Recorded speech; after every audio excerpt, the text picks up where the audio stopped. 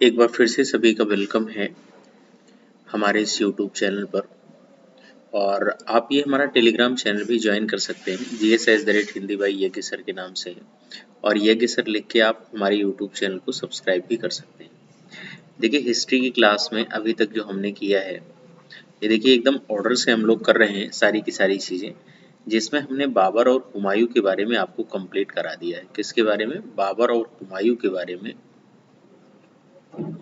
ये दोनों टॉपिक हमारे कंप्लीट हो गए हैं और अब हम जो नया टॉपिक पढ़ेंगे वो शेरशाह के बारे में पढ़ेंगे। लेकिन इन दोनों टॉपिक के कुछ क्वेश्चंस हैं जो कि आपको करने हैं, तो आइए फटाफट देख लेते हैं उन सभी क्वेश्चंस को।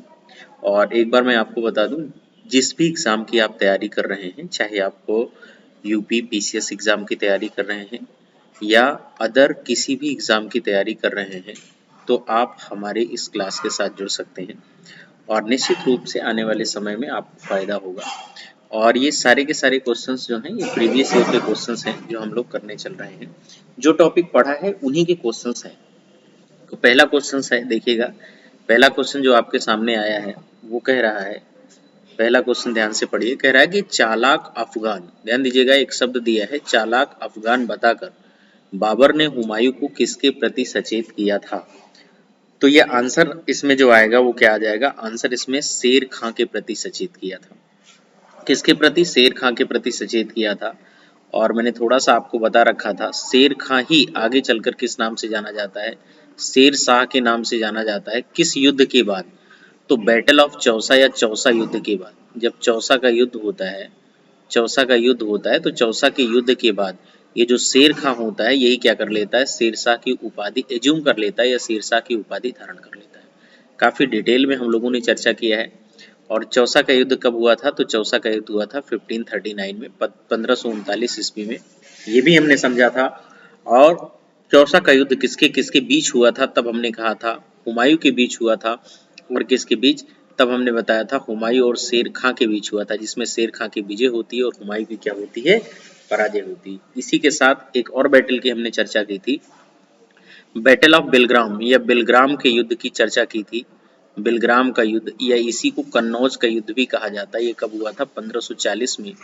और ये भी हुमायूं और किसके बीच हुआ था? हुमायूं और शेरशाह के बीच हुआ था। ध्यान देंगे, हुमायूं और शेरशाह के बीच हुआ था, जिसमें हुमायूं की क्या होती? पराजय और शेरशाह की विजय। इसी के बाद क्या करता है हुमायूं?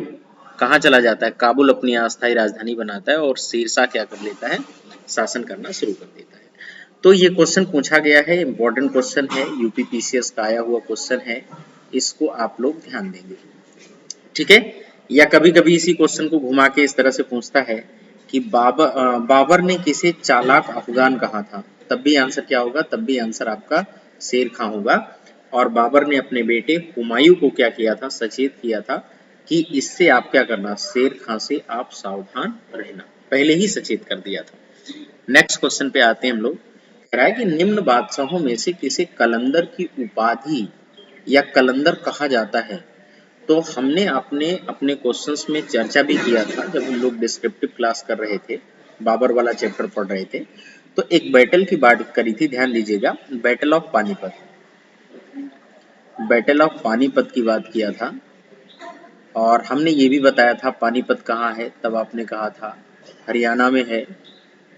और हमने यहाँ भी ये भी चर्चा किया था कि पानीपत को क्या कहा जाता है, तब आपने कहा था बुनकरों का शहर कहा जाता है, बुनकरों का शहर भी कहा जाता है।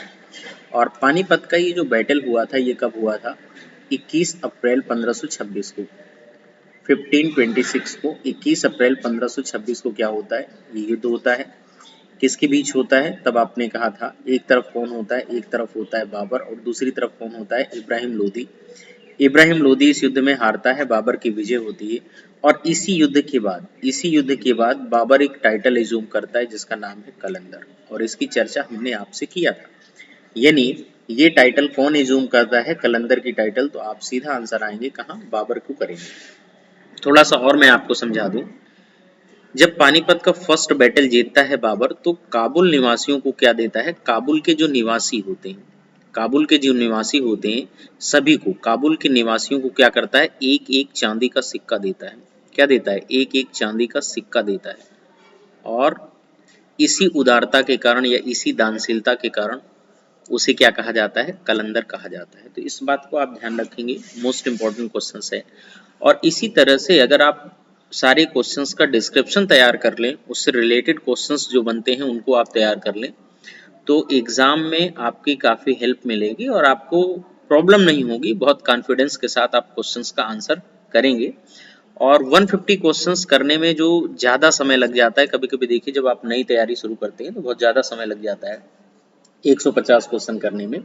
और ये जो 150 क्वेश्चन है ये 2 घंटे से कम समय में भी आप कर लेंगे, करीब मान के चलिए कि 1.5 घंटे में आप सारे के सारे क्वेश्चंस करके निकल जाएंगे, लेकिन जब तैयारी आपकी बेहतर होगी तब। एक क्वेश्चन और आपसे पूछ रहा है कि बाबर इस क्षेत्र का निवासी था। बाबर कहाँ का निवासी था? तो जाहिर जाहिर सी बात है कि मैंने आपको बताया था कि बाबर का जन्म 14 फरवरी 1483 को 14 फरवरी 1483 को कहाँ हुआ था? फरगना में हुआ था। और फरगना कहाँ पड़ता है? अफगानिस्तान में। कहाँ पड़ता है? अफगानिस्तान में। अफगानिस्तान में पड़ता है। तो यहाँ जो आपका आंसर हो जाएगा वो क्या हो जाएगा? फरगना आंसर हो जाएगा। इसकी भी चर्चा हम लोगों ने किया था, पूछने का पैटर्न थोड़ा अलग है। बाकी 4 नाम दिए हैं, सीधे अपने आंसर पे आप जाइए और आपको आंसर मिल जाएगा। बी आंसर आपका करेक्ट होगा। Next question, most important question, जिसकी चर्चा हमने अपने डिस्क्रिप्टिव क्लास में नहीं की थी। कह रहा है कि निम्न में से कौन सा ऐसा मुगल सम्राट था या कौन सा ऐसा मुगल शासक था जिसने बंगाल के विरुद्ध, ध्यान दीजिएगा, बंगाल के विरुद्ध यानी बंगाल के अगेंस्ट क्या किया था? सैन्य अभियान का नेतृत्व किया था, उसकी बात यहाँ पूछ रहा है। तो इसका जो आंसर बन जाएगा हुमायूं। थोड़ा सा इसको भी हम आपको समझा देते हैं। देखिए हुआ क्या, शेर शाह ने क्या किया था? शेर शाह ने बंगाल पर अधिकार कर लिया था। शेर शाह कहाँ अधिकार कर लेता है? बंगाल पर अधिकार कर लेता है। जब बंगाल पर यह अधिकार कर लेता है तो हुमायूं यहाँ सैन्य अभियान करता है और गौड़ प्रदेश को, बंगाल को गौड़ प्रदेश कहा जाता है, गौड़ प्रदेश को क्या कराता है? मुक्त कराता है। और इसका नाम क्या रख देता है? इसका नाम रख देता है जन्नताबाद। ध्यान दीजिएगा, इसका नाम क्या रख देता है? इसका नाम जन्नताबाद रख देता है, जन्नताबाद। ठीक है, तो एक क्वेश्चन यहाँ से भी बनेगा, इसको भी आप ध्यान रख सकते हैं। नेक्स्ट क्वेश्चन है और आज का लास्ट क्वेश्चन है जिस पे हम लोग चर्चा करेंगे।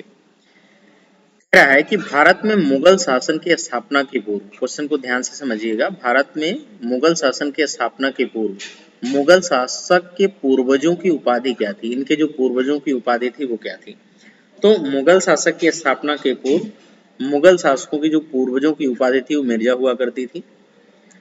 तो इस संबंध में अगर आप देखें तो आप कह सकते हैं मुगल और मिर्जा आपस में क्या थे? मिर्जा और मुगल, मिर्जा प्लस मुगल आपस में क्या थे? तो आप कह सकते हैं कि ये आपस में रिश्तेदार भी थे, इनके आपस में रिलेशंस भी थे। तो ऐसा आप बोल सकते हैं। ये क्वेश्चन भी आपसे पूछा गया है और ये क्वेश्चन आया हुआ है UDLDA में आया था, 2006 का ये क्वेश्चन है, तो ये भी आप ध्यान रखें। इसी के साथ हमारी जो शेरशाह वाला टॉपिक है वो नेक्स्ट दिनों में अपलोड हो जाएगा, तो आप लोग देखते रहें और साथ ही साथ वीडियोस को ज़्यादा से ज़्यादा आप लोग क्या करें? शेयर भी करते रहें। थैंक यू, सभी का धन्यवाद जितने भी लोग हमारे साथ इस सेशन में जुड़े।